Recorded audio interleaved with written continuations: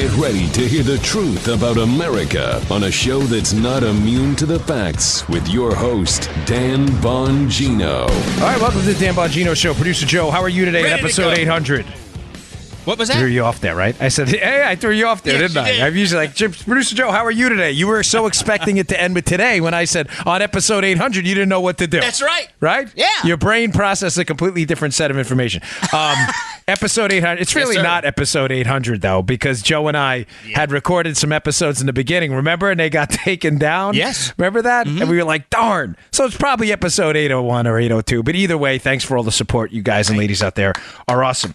Listen, I've got a tremendous show for you today. Some information came out yesterday, and it's finally all coming together. So I'm going to quickly get to some stuff from a recap from Kavanaugh yesterday. The disgrace that happened up on the Hill in the Kavanaugh hearings. Poor guy trying to get his hearing done. People yelling and screaming like kids. And then I want to get into some just incredible new information. Please don't go anywhere. I promise you're going to love this show. I'm going to guess it's going to be our most listened to ever. I'm just saying. Let's get right to it. Today's show brought to you by our buddies at My Patriot Supply. When an emergency strikes, what's your first impulse? If your answer is run to the grocery store, well, good luck. You do that here in Florida during hurricane season, you'll find out that there's nothing there. They've stripped those shelves bare. It's starting to happen now that hurricane season's kicked up down here in Florida. Well, what's your solution? I'll tell you what mine is. I go to My Patriot Supply. Folks, I'm not making this up. This isn't some like cheesy ad I do to make you feel good. I buy My Patriot Supply emergency food myself. I could probably get the stuff for free from them. I don't even bother because I want it. I want to know I have it. So I go to the website, preparewithdan.com. Of course, I use my own link there, and I buy the stuff myself because you need an emergency food supply. I trust and use it for my emergency food storage. You should too. Long-term power outages, hurricanes, earthquakes, any emergency. You need food. You need food. Do not wait another day to do this. Go to My Patriot Supply's website. It's our special site. It's preparewithdan.com. And here's a great special. It makes it simple. You can get a 2-week emergency food supply for just $75 right now. It contains 92 servings of breakfasts, lunches, and dinners.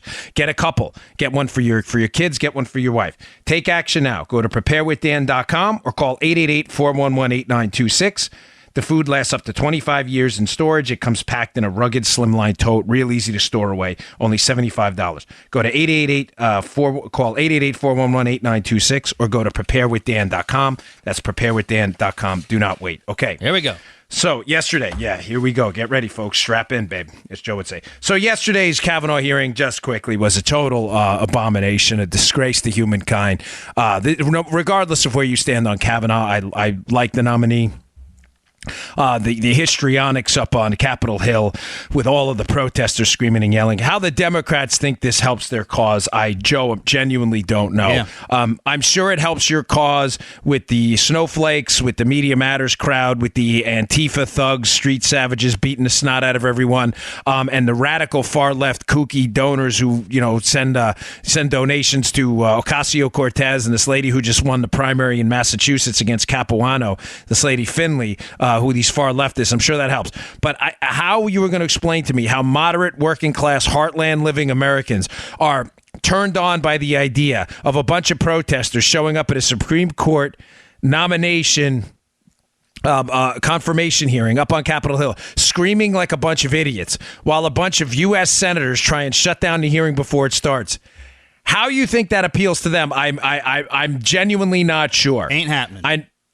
No, it isn't happening. Now, I don't want to spend a lot of time on that because if I don't feel like I have anything substantive to add other than complaining a bit, I'm going to let that go. But something did happen yesterday, which describes how just when we think we've reached peak stupid. Yes. We have not reached peak stupid, apparently, Joe. No, we haven't. So I know you were all excited. You were like, yes, peak stupid has been reached. Yeah. We have not. We are in a black hole, an intellectual vacuum of stupidity that never stops. A woman who is a lawyer who has helped advance along the Kavanaugh nomination confirmation process, a woman by the name of Zena Bash is sitting behind Kavanaugh. She's there right now at the hearing today as well. Zena Bash is resting her hands on her arms, and at that angle that she's resting, it looks like she's making the okay sign as, okay, like, hey, it's okay. You know when they do that, Joe? Uh-huh. Now, Joe, let me ask you, I'm not messing with you here. I'm going to show you the okay sign. What does that mean to you? That means okay. No, what else does it mean? Nothing. This No, come on. What else does it mean? You don't know? means okay. No, Joe, come on. What else does that mean? Is it something dirty? I'm setting him up on purpose because I know I did not coordinate. Joe, I did not mention this to you before the show. You're not faking ignorance here, right? No, I'm genuinely This means nothing ignorant to here. you other than okay, right? Yeah. I'm making this circle with my index finger and my thumb, but that means okay to you.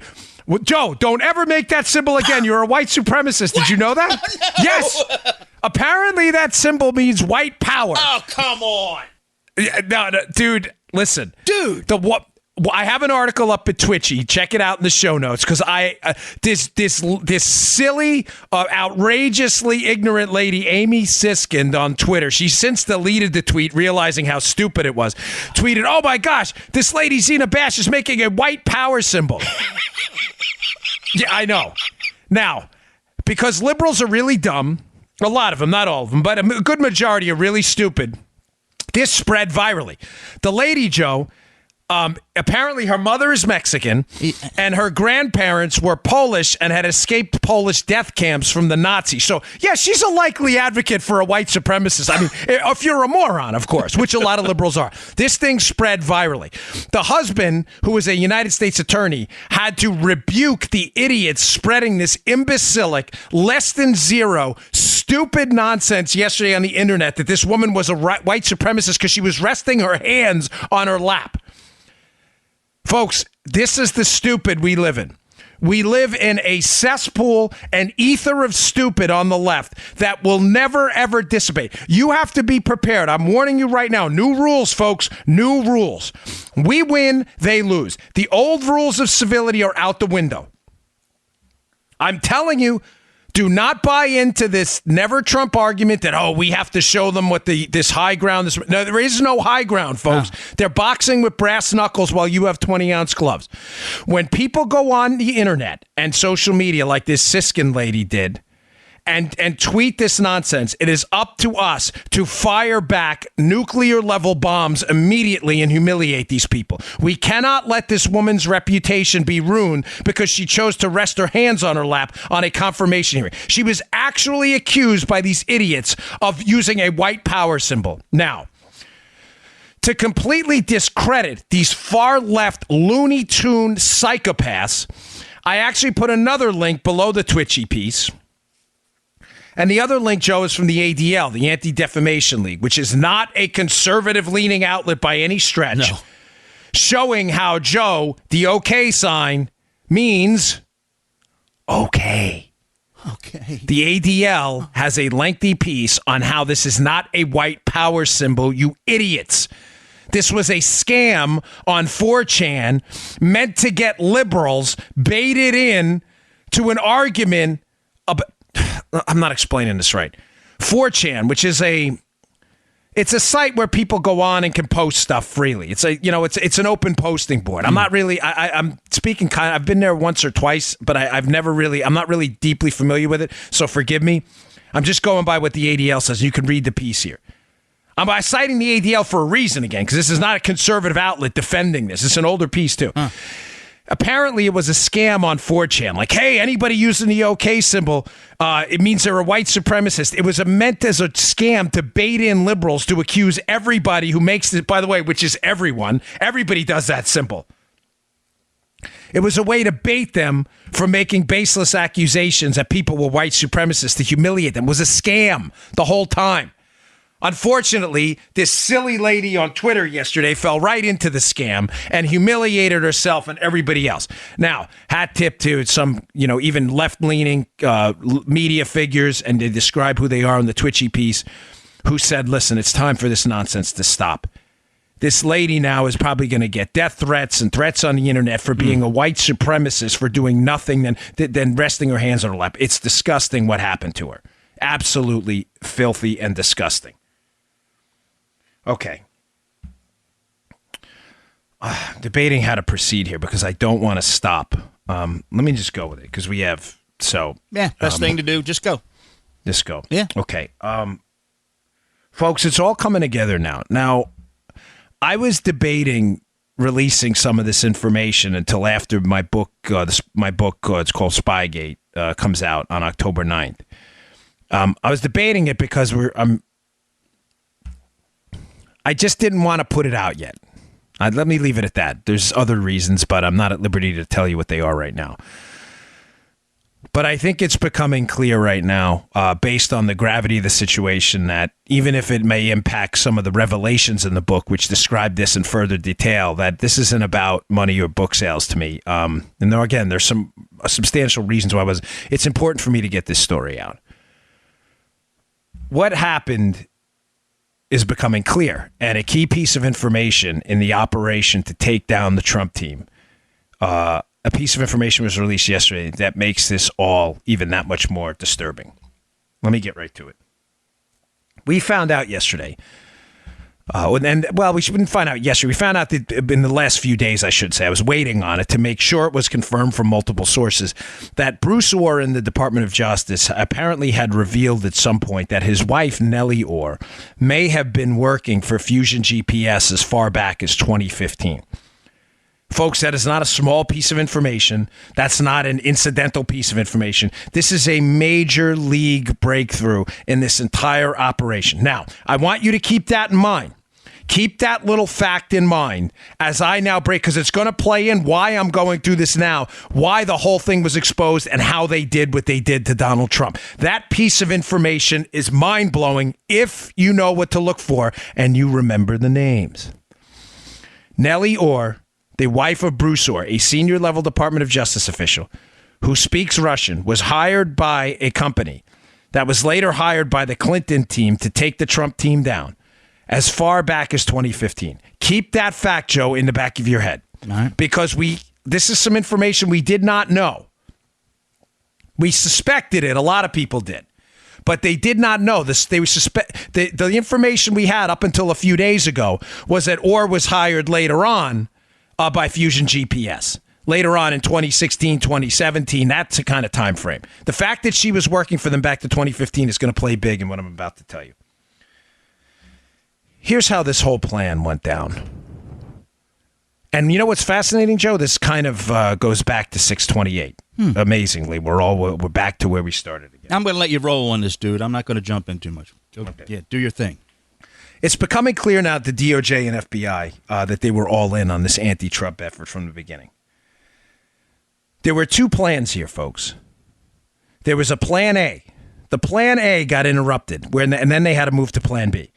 Let me describe to you what plan A was. Now, keep in mind, they didn't know there was going to be a plan B because plan A was supposed to be the plan. The fact that it was interrupted, they moved seamlessly, and the fusion angle will make sense in a minute. But plan A was this. The DOJ and FBI is all in on the anti-Trump effort. It's clear now that they had access.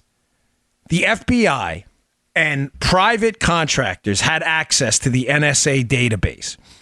And that access was being abused for a long time. Ladies and gentlemen, this is significant. This is a really mind-blowing revelation, which we've had for a while, and it's a lot of this stuff is in the book. But think about what I'm telling you. The NSA has a database of downstream, upstream information, metadata collection on emails, phone communiques that is just an astonishing compilation of the data on everyday Americans. Now, that NSA data is supposed to be used to target foreign persons and U.S. persons only under very specific controlled minimization procedures. The FBI that has access, imagine the data on all of your emails, right?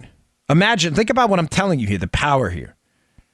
In a stunning revelation, again, I told you this as far back as 628, in a stunning revelation in an April 26, 2017 FISA court ruling that's now public, you can see it, and it is in a link in one of the stories in the show notes today I have from Jeff Carlson. The links are in there to this April 26, 2017 FISA ruling.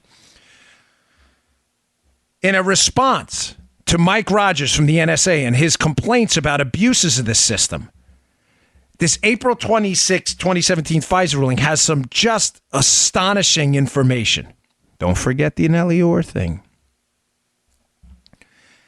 It says that up to 85% of the queries of this massive email and phone record database the NSA has, when you're in it, whether you like it or not, Joe, up to 85% of them were non-compliant with minimization procedures. Meaning people are querying this NSA database, searching it for things that are not in 85% of the searches. 85 out of 100 for the liberals who have a tough time with math are not complying with minimization procedures designed to prevent the government from querying the database about U.S. citizens. Astonishingly, it's also uncovered that the FBI is using private contractors for technical assistance to assist them in this effort. Not only for technical assistance, Joe, but for language assistance as well. And this makes sense. If some of the emails or communications are in a foreign language and the FBI doesn't have the linguistic capability to translate, it would make sense that the FBI would contract out that work to, say, someone had a clearance maybe who was in the private sector who they could bring in to help translate. Make sense, Joe? Mm-hmm. If Joe's talking to a Russian on his felonious mopery charge, and Joe, I can't translate Russian, and we don't have any FBI agents on duty who can translate Russian, you got to get the Russian translator. So you clear someone, you bring them in and go, hey, do me a favor, translate this. That part's not, the fact that they were using private contractors is not the scandalous part. It happens, folks. It happens all the time. In the Secret Service, we use private contractors for mental health cases as well to evaluate people to make sure that they were a legitimate threat to the president, right? Yes. What's absolutely scandalous about this whole thing is, and this is a quote from the April 26, 2017 FISA court ruling, Joe,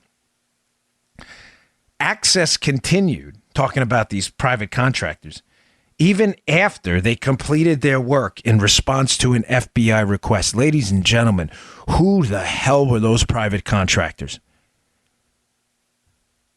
Don't forget the Nellie Orr angle. So what's plan A? Ladies and gentlemen, it's now becoming very clear what plan A likely was. Plan A was likely, let's go get the Trump team.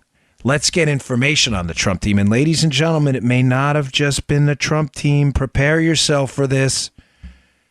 Remember, in 2015, Donald Trump is obviously not the nominee for the GOP. The nomination process doesn't conclude till the 2016, till the end of 2016. It was a long, drawn-out primary. What was the Obama administration, the Department of Justice, and the FBI doing querying this database? Let's be crystal clear on what happened here. Ladies and gentlemen, read the court documents yourself. Don't take my word for it. The link to the court document is in Carlson's piece. It is there. It is in my show notes. I think it's the first two stories. Read them. You cannot miss this. Go to page 82, 83, and 84 if you dispute any of what I'm telling you. The FISA court's own ruling on the corruption in this system here was that the FBI was using private contractors to access the database. These private contractors were accessing the database even after FBI requests were done. Access continued. We know up to 85% of the queries of that database were not meeting the FISA court's own procedures to minimize minimize impact on U.S. persons. Folks, this is an explosive scandal. Listen, I'm sitting there, I'm brushing my teeth this morning. I'm thinking, because I love my audience so much. Again, I know some of you love the story. I know some of you are fed up, but not with the story, but you're like, oh, well, nothing's going to happen. Listen, I can't promise you something's going to happen. But I can promise you this. Ignorance is not power here. The more you know about this case, the more you will be able to question your own representatives and say, we demand action. We're not asking anymore. You better start getting this thing locked up right away, folks. Now, why was this query into the abuses in the FISA database, in that 702 queries, why was this instituted? Because back in April of 2016, remember, the actual FISA report doesn't come out till April 26th of the next year, Joe, 2017. April 18th of 2016, a potential good guy in this case, Mike Rogers, who's the head of the NSA. Keep in mind, this is still the Obama administration, folks. It's April of 2016. Right. Mike Rogers is the NSA, goes to the courts. Actually discovers, he's the one who actually requests this inquiry into what's going on, into the corruption. But on April 18th, Rogers shuts down this private contractor access. Ladies and gentlemen, I ask you again, who the heck were these private contractors? No. Fusion GPS. CrowdStrike. Two private contractors that are clearly working with government officials. We know this now. How? How do we know it? Because Bruce Orr at the Department of Justice is meeting with people from Fusion GPS, notably Glenn Simpson and Christopher Steele, their foreign spy who put together the dossier. So we know Fusion GPS has contacts with the United States government. We also know CrowdStrike, Joe, which is the private firm that analyzed the DNC servers that are alleged to have been hacked by the Russians. Remember, the FBI never analyzed those servers. Those servers were analyzed by CrowdStrike. CrowdStrike has some significant contacts to the U.S. government as well. Let me read you something from Carlson's piece. This is important. Here are two of the executives at CrowdStrike. Steve Chabinsky, former general counsel and chief risk officer. Who was Chabinsky? He was appointed by Obama, Joe, to the Commission on Enhancing National Cybersecurity on April 18, 2016, 2 months before the CrowdStrike report on the DNC hacking. He was the former deputy assistant director of the FBI's cyber division and the FBI's top cyber lawyer during Bob Mueller's tenure as FBI director. Who else works over at CrowdStrike? Chief Security Officer and President of CrowdStrike Services since April of 2012. Sean Henry, previously the FBI's Executive Assistant Director of Criminal Cyber Response and Services Branch, appointed by Director Bob Mueller. Let me ask you this question. Are Fusion GPS and CrowdStrike these two private contractors that were given access to the NSA database to assist the FBI? Remember what I told you before, Joe. The fact that private contractors are given access is not the scandal. There are some services the federal government cannot support. Language services, maybe technical and others. Let me give you the technical side so it makes sense as well. Maybe you get some emails and those emails describe some kind of technical sophistication that the FBI doesn't have the engineering plans or whatever it may be. It wouldn't be uncommon to bring in a cleared outside person to look at it and to provide technical assistance. Also to provide metadata reading, things like that. It wouldn't be totally uncommon for them to seek some kind of private sector support. Are we clear? I just want to make sure. It's not that private contractors were given access. The scandal is that private contractors were given access. The access continued even after the FBI request for help was over. And the FISA court themselves, after Mike Rogers, the head of the NSA, says, we got a problem here. Copy. Something's happening with our NSA database. He's in charge of it. He's Mike Rogers. He's in charge. He's the head of the NSA. They monitor this database. He says a year before, there's something going on here. All of a sudden, we find out that these private contractors may have been abusing their privileges looking into this NSA database to query information. Folks, were those private contractors Fusion GPS and CrowdStrike? Do you understand the enormity of this? Listen, I can't tell you what the consequences are going to be. I'm not the attorney general. I can't. I've got sources. Some are good. Some are okay. I'm not the attorney general. Folks, this is important. It is of critical importance that we find out what happened here. Is the scandal coming together plan A? Plan A at this point was clear.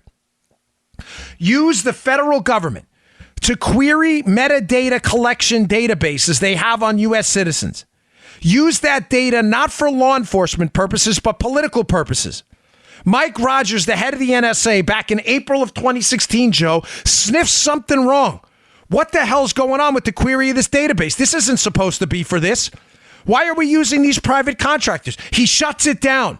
Not only does he shut it down, he asks his compliance officer to do a thorough review and submit a report to the FISA court. The FISA court puts out a ruling a year later, April 26th of 2017. Read it in the Carlson piece. Go to page 82. There are some stunning things in there. That these contractors were working in the database after the FBI requests were over. What the hell were they doing? Ladies and gentlemen, the key question. Were some of these contractors Fusion GPS and CrowdStrike? Now, does the reason Nellie Orr may have been hired as far back as 2015, this new revelation? Now does it make sense? Why this is so astonishing? Folks, I'm asking a question here. I don't have the answer here for you conclusively. I'm telling you where the evidence is starting to lead. Was Nellie Orr and Fusion GPS hired for her Russian language skills? Was Fusion GPS granted access to search this holy grail of email and phone data information the NSA had? Was Nellie Orr somehow involved in a private contractor search of really the Rosetta Stone of information on U.S. citizens in an effort not to help a criminal investigation, Joe, but to do a political hit job? Folks, the ramifications of the answer to that question, the question being, and the only question we should all be asking right now, who the heck were those private contractors? Were they Fusion GPS and CrowdStrike? Ladies and gentlemen, if they were, we got a real problem here. Let me give you another piece of evidence that I've been holding on to for a while. A certain story is starting to make sense now in the bigger picture. I've been holding it because I wasn't sure. There are a lot of people in the media, McClatchy and others, Joe, who have reported, despite any evidence indicating that their story is true, that Michael Cohen, who for those of you who don't remember the name, was Trump's personal attorney. He is now the one Bob Mueller's investigating. Lanny Davis is his lawyer. You probably are familiar with the story. Just know he's being investigated for things unrelated to Russian collusion. How do we know that? Because Bob Mueller investigated Michael Cohen and referred the case to the Southern District of New York. We clear on that, Joe? Mm-hmm. Bob Mueller's charges investigate Russian collusion. He investigated Trump's lawyer. He then referred the case. He didn't keep it to the Southern District of New York. So we're reasonably confident that Bob Mueller understands Michael Cohen is not... please tell me you're clear on this. Mueller, I'm in charge of Russian collusion. Mm-hmm. He investigates Cohen. He refers the case, which says to me as a former federal agent, he had no connection to Russian collusion at all. And based on the indictment that we saw from Michael Cohen about, the campaign donation charge with Stormy Daniels and the taxi medallion fraud, that stuff has nothing to do with collusion. I'm convinced Michael Cohen, however good or a bad guy he is, Joe, has nothing to do with collusion. Are we clear on this? This is an important point. Yeah. Because this story is now going to hammer this home for you. Yet, despite that, McClatchy and others have repeatedly put out this story that there's evidence out there that Michael Cohen traveled to Prague, Trump's lawyer, during the campaign to set up a deal to hack the DNC with some technologically sophisticated anti-Hillary Clinton wizards. That charge, Joe, that Michael Cohen traveled to Prague to organize this Russian collusion never goes away. There are still McClatchy reporters standing by this.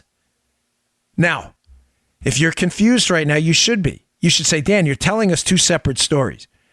You're saying on one hand that the lead investigator in this case, Bob Mueller, must be convinced Cohen had nothing to do with Russian collusion. But on the other hand, you're saying that there are media people out there that despite Cohen's repeated, incredibly strong denials through him and his lawyer, Lanny Davis, that he's never been to Prague in his life, that there are media people out there, Joe, still reporting and standing by the story that Michael Cohen was in Prague. What gives, Joe? Yeah. You see the conundrum, right? Yes, there's a conundrum. Mueller, who is read into the whole program, has all the evidence in front of him, is obviously convinced Cohen wasn't in Prague. He would investigate the case himself. The media stands by the story. Now. What's going on? Folks, let me pose to you a what if. If private contractors were given access to the FISA database and potentially other databases as well, maybe techs and other databases, and found that, in fact, a Michael Cohen was in Prague, and there are emails indicating that a Michael Cohen was in Prague, and that information was passed to a private contractor, Joe, that may have leaked this information to the media at some point. Let me ask you this, Joe. Is it possible it's the wrong Michael Cohen? Yeah. In other words, the media's got accurate information about the wrong guy. Nobody would be more read into this than private contractors who had access to the full cornucopia of information in this FISA database, email records, phone records. Is it possible somebody has a phone record, the metadata from a phone, Joe, geolocated and everything in Prague for a Michael Cohen? But it's not the Michael Cohen we're talking about. Do you realize the epic scandal that would be? One of the bedrock contentions of the Steele dossier against Donald Trump is that this deal went down precisely because Michael Cohen helped arrange it in Prague. They may have a Michael Cohen in Prague, Joe, but it ain't the Michael Cohen you're thinking. You want to talk about collusion? Did the media collude with a private contractor that had access to tier 1 level sensitive data in the FISA database that has geolocated phone records or emails on a Michael Cohen, but it's not Trump's Michael Cohen? Does that explain why McClatchy and others will not retract this story? I'll tell you right now, it explains why Bob Mueller ran from this case and sent Cohen packing to the Southern District of New York. Folks, this, again, I can't even describe to you how horrifying this is. Now, I haven't even gotten to Plan B because something happens. Plan A, folks, is clearly working out swimmingly. The FBI and DOJ, they get to give access to these private contractors. These private contractors go back to this company, Fusion GPS, which is gathering the information. They have this woman in Fusion GPS, Nellie Orr, whose husband conveniently works for the Justice Department. Oh, I don't think any information was being exchanged there.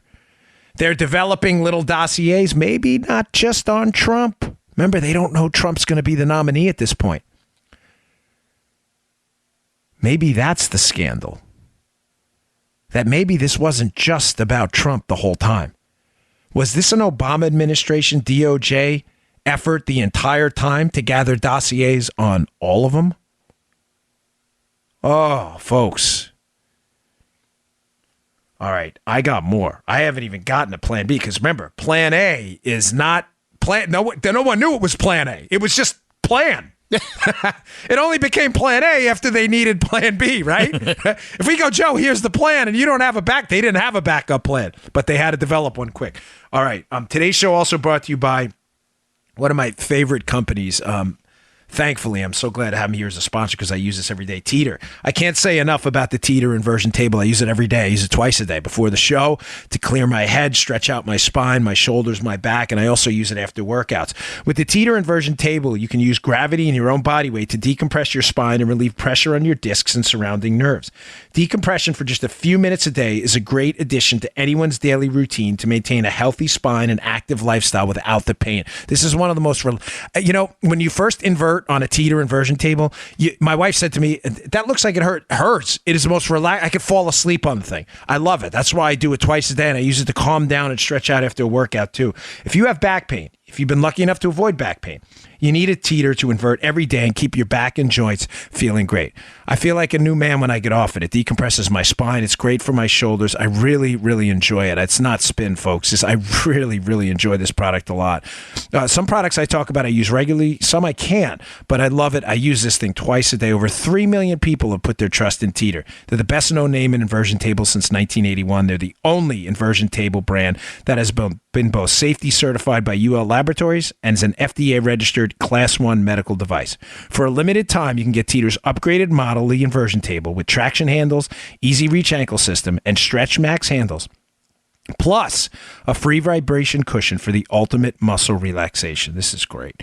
Regular price is $499, but they're offering it to our listeners today for $349. That's a savings of $150. That's nice, right? Saving of $150 at Teeter, TEETER.com/Dan.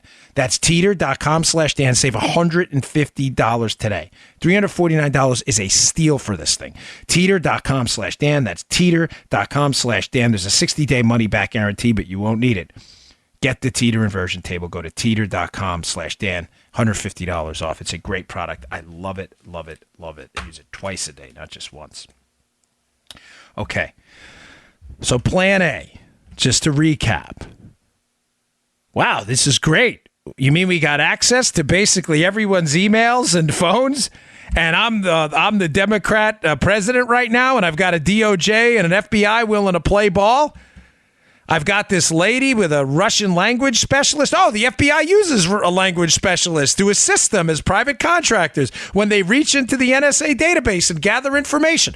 Folks, that's supposed to be used for criminal and foreign intelligence. Let's just use it for a political campaign, too. Let's give private contractors access. Okay, great. Well, what happened? Well, 85% of these queries are not being used for what we thought they were being used for. And these private contractors are exposed by Admiral Mike Rogers, who foils Plan A. Says, no, we're shutting this private contractor access down. Now the entire intelligence gathering operation, folks, on political opponents hits a big emergency brake. They go to Plan B. Instead of giving up, Joe, and going, maybe we shouldn't spy on our political opponents. Like, no. This has been working out great. We got to find a way to keep this going. We can't. The FBI agents themselves aren't going to engage in these unauthorized accesses into the FISA system. Why, Joe? They don't want to get fired. Right. That's why the private contractors were there, right? So what's Plan B? I got an idea. Let's get a FISA warrant, a Foreign Intelligence Surveillance Court warrant used to spy on terrorists, and let's do it to spy on the Trump team, because you know what we can do, Joe? If we get a FISA warrant on a member of the Trump team, the 2-hop rule is in effect. So not only do we get to spy on the email and phone records of the member of the Trump team, but we can hop to the people he emails and then the people they email, which enable us to do what, Joe? Create our own little mini FISA database ourselves of what? Of everybody in the Trump orbit. Isn't this great? Brilliant! Brilliant! What's the problem, folks? And I discuss this at length in my book. There are 2 chapters on this. This is the part I was hesitant to put out there, but I'm going to do it because it's time. You need some form of an open investigation to get a FISA warrant. Despite, folks, listen, the corruption in this was rife, but these people aren't stupid. They had to cover their tracks. There are very specific procedures, Joe, to go and get a FISA warrant. Yeah. You have to have some form of an open investigation. But in order to open an investigation, they need some form of evidence they can put down on paper. Paragraph 1. What was paragraph 1? They need to describe in paragraph 1 of their report how they're going to open an investigation. And to open an investigation, they need credible evidence, folks, that's supposed to be verified through the Woods procedure. They need credible evidence that someone is acting on behalf of a foreign hostile power and they're doing it in violation of U.S. law. They need evidence of that. That is the probable cause standard, okay? To spy on a U.S. person, folks, don't forget this. They need evidence that someone is acting on behalf of a hostile power And they are doing it in violation of U.S. law. That's important. Now, remember, oh, by the way, just to sum one thing up, I'm sorry, I don't mean to be distracted, but I don't want to leave you hanging on that. If you didn't figure out why the information that Nellie Orr was working back as far as 2015 for Fusion GPS, which is new, the queries that were happening that Mike Rogers stops, folks, that stops on Plan A, were happening as far back as 2015. Now we find out that a Department of Justice official who's been collaborating with Fusion GPS, his wife was working for them as far back as 2015. Why were they hiding that? While these queries were happening? Joe, does that make sense? Oh, yeah. It makes sense why that's a stunning piece of information? Yeah. I'm with you. I may go a little over today. I'm sorry. Do it. But this is important. Do it. So now they have to move on to Plan B, but they don't, the FISA warrant, but they don't have the evidence, Joe, because Trump is not colluding with a foreign power. There you go. So what happens around March of 2016? Trump's at an editorial board meeting with a newspaper, and he whips out a piece of paper and says, hey, look, here are my foreign policy advisors. He does it in response to a hostile question, like, you don't even have any serious foreign policy advisors. Trump pulls out this piece of paper and says, oh, I do, and who are two names on that list? George Papadopoulos and Carter Page. This information gets out there, of course, to a compliant press. I guarantee you Fusion GPS gets a hold of it immediately. And Joe, they've got their angle. But the angle's not enough. So they need to develop more information before they can open up a case, before they can officially open up a case. They need a preliminary investigation to determine that the information is credible, just to be clear, before they can open up a formal foreign intelligence investigation, which happens July 31st of 2016. Now, do all of the steps in this make sense? How this was obviously now all attempts in a preliminary investigative stage to establish that Carter Page and George Papadopoulos were foreign spies acting on behalf of a foreign power, even though they weren't. Bingo! Bureau guys, I can see them sitting around a room working with these DOJ guys. Guys, we don't have enough. If we open up this case alleging that Trump's colluding with the Russians, and we open it up on Carter Page and Papadopoulos, and we allege they're working on behalf of foreign powers, we don't have any evidence. Some genius comes up with the very bright idea, well, why don't we do this? Why don't we just set Papadopoulos up?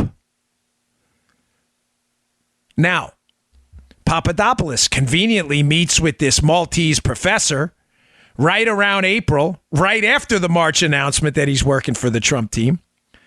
This Maltese professor shows an unusual interest in him right after the announcement.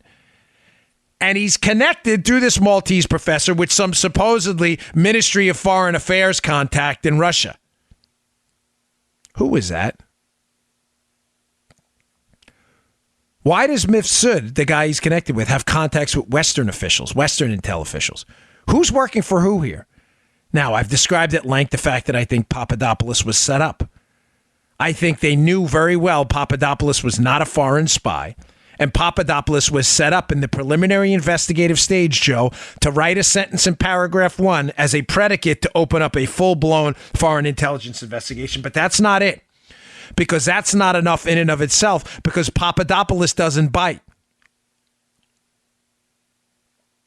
Number 2, what else are we going to do? We need another bullet point in paragraph 1 to make sure we can get this FISA. Carter Page.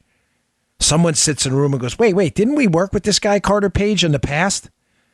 Wasn't he somehow helping us out on it? Yes.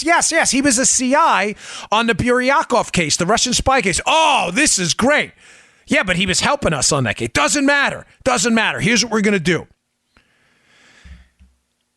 Let's get together with Steele, Christopher Steele, who's working for Fusion GPS, that may have had access to this FISA database and may have been putting together a dossier in the past. Remember the Cohen thing? That's in the dossier. Michael Cohen was in Prague. Did that come from the FISA database? Was that passed to Steele? How did Steele get that information? Oh, I want to know that. I want to know that ASAP. This guy Steele's putting together a dossier on Trump, and the dossier alleges that some guy, Michael Cohen, working for Trump, was in Prague setting up a scam, and that the scam was being run through Cohen and this guy Carter Page, who traveled to Russia, who we know has contacted Russians. How? Because we used them as a confidential informant in a case against the Russians. I don't know. That's not enough. Hey, let's go to Bruce Orr. Bruce Orr's wife is working for Fusion GPS that hired this guy Steele, who's putting together the dossier. And Steele has all this in this series of memos called the dossier. It's all there. Yeah, but we'll have to verify that. Shh, not now. Shut up. Orr had been meeting with Christopher Steele the whole time. Steele passes all these dossier information that Carter Page is colluding with the Russians for some gas contracts, which is an outrageous accusation, stupid on its face. And he's actually been to Russia. There's point number 2 in paragraph 1. What else do we got? Oh, I got an idea. You know, the CIA has this source, Stefan Halper, who works over in the United Kingdom. And the UK is not really happy about Trump right now.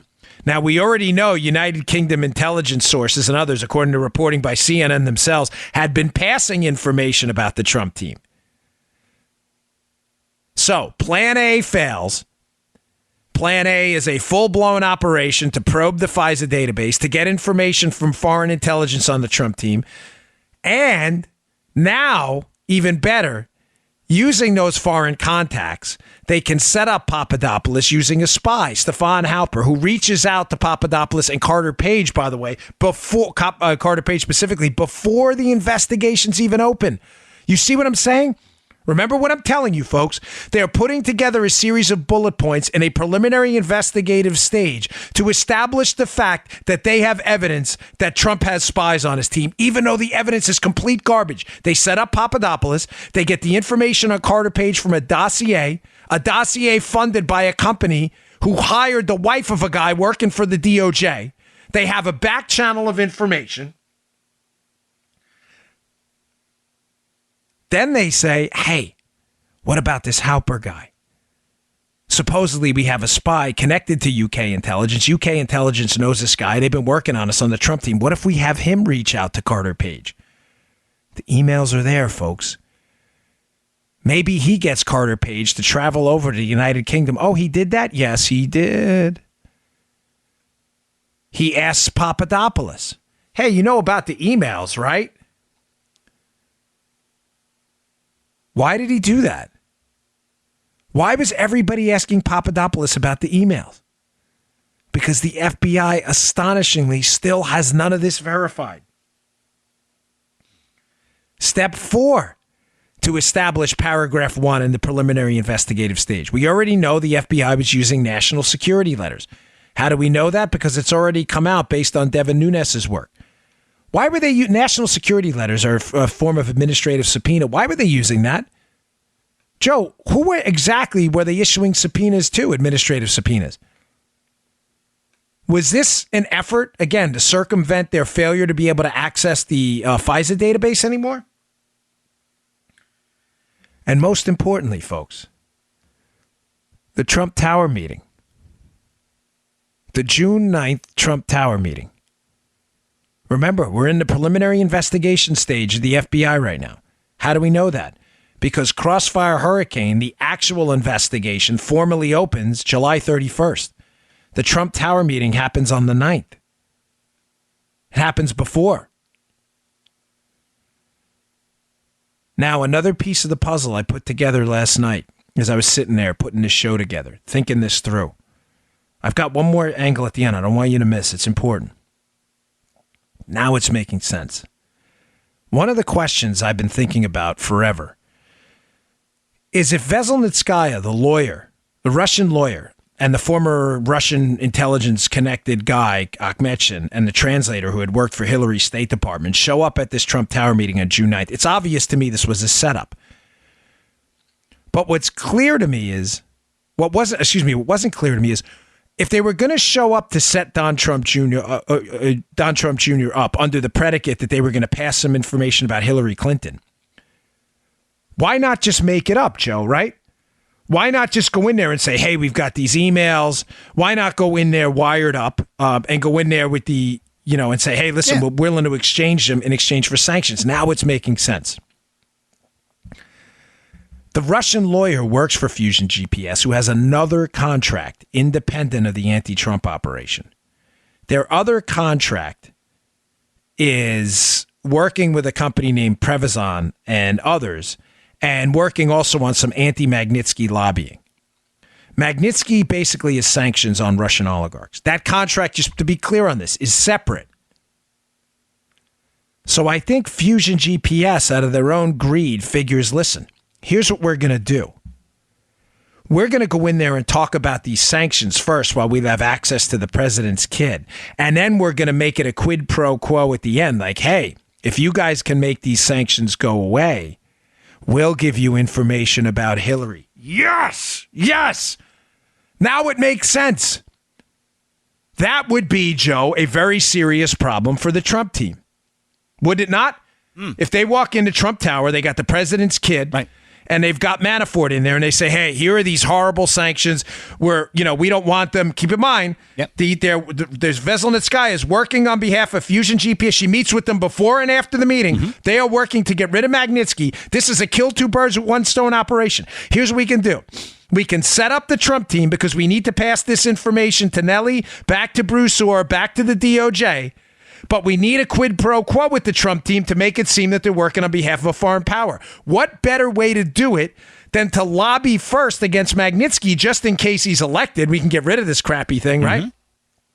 But secondly, to say, hey, listen, if he doesn't get elected, or then we can say, hey, listen, we can pass this information on to the Clinton team that we told the Trump team, get rid of these Magnitsky sanctions in exchange for in dirt we'll pass you on now on Hillary. But what happens? What screws up the plan? The Trump team's not interested, Joe. The meeting goes on about 5 minutes. Conveniently, by the way, they have a translator from the State Department that had worked for Hillary Clinton's operation, just in case there's any misinterpretations of what happens, right? The Trump team's not interested. They get about 5 minutes into this meeting on Magnitsky, which is all she's talking about in Russian, clearly, because there's a translator. And the Trump team says, hey, this sounds so great and all, but have a nice day.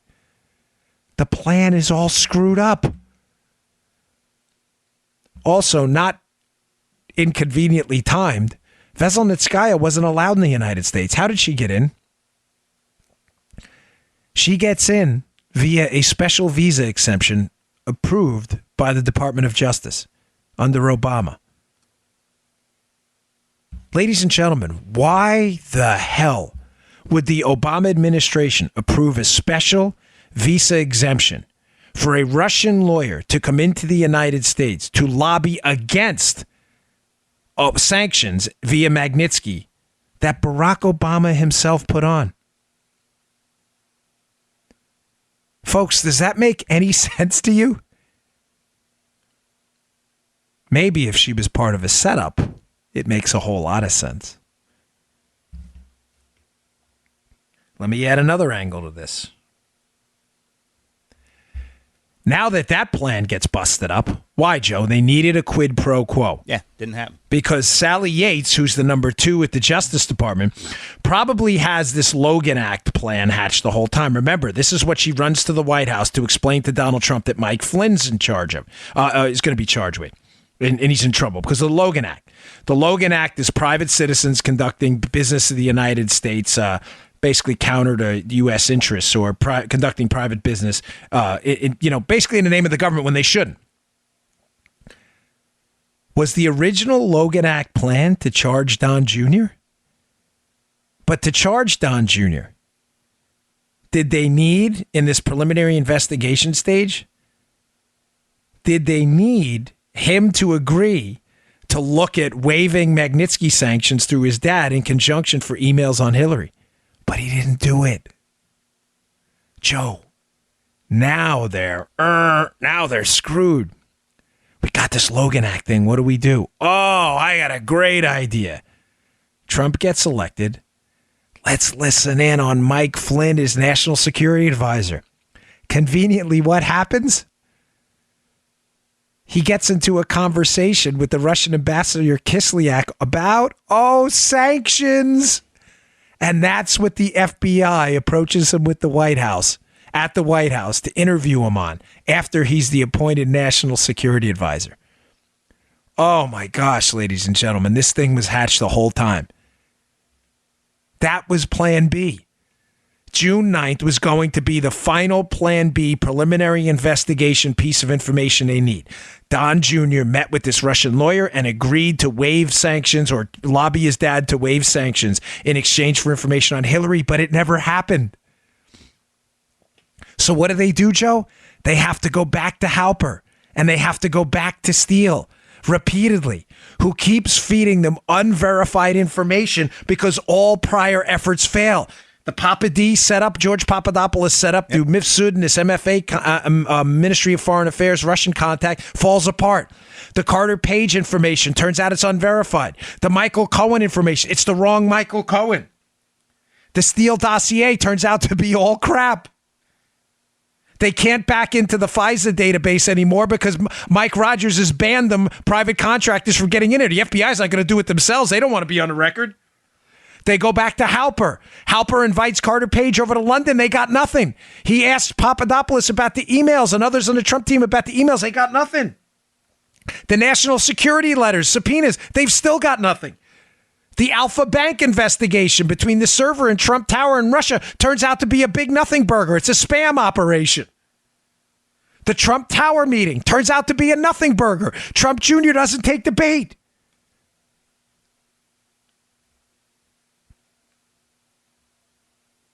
And they have to move to Plan C. Joe, what's Plan C? We'll get to that in a second. Got one final read. But you are not going to want to miss Plan C. Folks, today's show also brought to you by our buddies at Brickhouse Nutrition. I love this company. Been with us from the beginning. I appreciate your patience with our sponsors. They're great companies. They really enjoy being here. And Brickhouse Nutrition has one of the finest nutrition supplements on the market. It's called Foundation. If you doubt me at all in this product, give it a shot using the mirror test. I am so confident you will enjoy it. It's available at brickhousenutrition.com/Dan. That's brickhousenutrition.com/Dan. That if you take the mirror test, you will be duly impressed. Here's the mirror test. Foundation's a creatine ATP blend that will allow you to perform better and look better. A lot better in many cases. Right, Joe, your son loves it, right? Yep. I'll never mess around. Little Joe loves it. I love it. My brother loves it. I got my dad on it. Everybody. It is terrific stuff. Take the mirror test. Look in the mirror, take a mental snapshot of what you look like, and then 7 days later, come back and take another mental snapshot of what you look like later. You're going to be like, wow. I have a family member who tried to, I'm not kidding, tried to drive up here from Fort Lauderdale for a bottle because he ran out. It is that good. Go give it a shot. brickhousenutrition.com/Dan. That's brickhousenutrition.com/Dan. Pick up a bottle of Foundation today. You will not regret it. So, folks, let's tie it all together here. Plan A does not work out. Mike Rogers shuts down these contractors working with the FBI from being able to essentially spy on political opponents. They go to Plan B. Don't worry, we'll get a FISA warrant. Surely one of these guys is involved in foreign collusion with the Russians. But they're not. Okay, well, let's set them up. Let's employ some spies and some of our UK intelligence contacts to set up these Trump foreign policy advisors. Who are they? Oh, Carter Page and Papadopoulos. Great. The setup on Papadopoulos doesn't work. The Carter Page information that he's being set up to through the Christopher Steele dossier turns out to be complete, utter garbage. Well, let's just go back to Christopher Steele. Surely he'll produce something. Well, he produces this dossier. What happens? It's crap. Oh, gosh, what are we going to do now? Well, June 9th, let's go to the Trump Tower investigation. Let's set him up in Trump Tower. He doesn't take the bait on the trade, sanctions for emails. He doesn't take the bait. Matter of fact, not after the meeting and the information becomes public, Trump Jr. releases all his emails on it. Now they're screwed. They don't know what this happens later, but they don't know what to do. The scandal, folks, is they open the investigation anyway, relying almost entirely on the dossier they now have to know through Bruce Orr is false. Why? Because Bruce Orr just told the committee that he was very suspicious of the information in Steele. The scandal is they open the investigation anyway. Despite all of their efforts to set them up, they have to move to Plan C. Bingo. What is Plan C? Plan C is, damn it, we better hire Bob Mueller. Bob Mueller is intimately connected to all the players in this case. He knows people at CrowdStrike who were assigned to look into. I just told you who they were before. If you rewind the show, you'll hear. He knows people at CrowdStrike, the company designed to look into the alleged DNC hack. Remember, they never let the FBI in. Bob Mueller knows all the players in this, all of them. Who does Bob Mueller bring on right away as his lead investigator in this case? This is what cued the whole thing last night. It wasn't just the Nellie Orr working for Fusion as far back as 2015. Sarah Carter says last night, and I didn't know this has been out for a couple of days, but this is what cued me to look into this whole thing. Sarah Carter's on Hannity last night and says, hey, you know who Bruce Orr was, quote, keeping in the loop? Hat tip Chuck Ross at the Daily Caller for his report on this. You know who Bruce Orr was keeping in the loop the entire time he was dealing with Fusion GPS, Steele, and his wife was working over there at Fusion GPS from 2015? Andrew freaking Weissman. Oh. Bob Mueller's lead investigator in the case. What better way to sweep this under the carpet than to get the guy knee deep in the whole thing, Weissman, who's being, quote, kept in the loop by Bruce Orr, whose wife is working for Fusion GPS as they're cycling through these plans to hit the Trump team. What better way to do it than to bring Andy Weissman himself in as the lead investigator investigating his own potential malfeasance?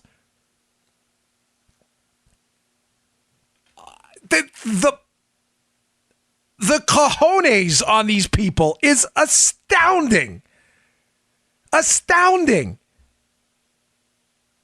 Now, one last angle on this.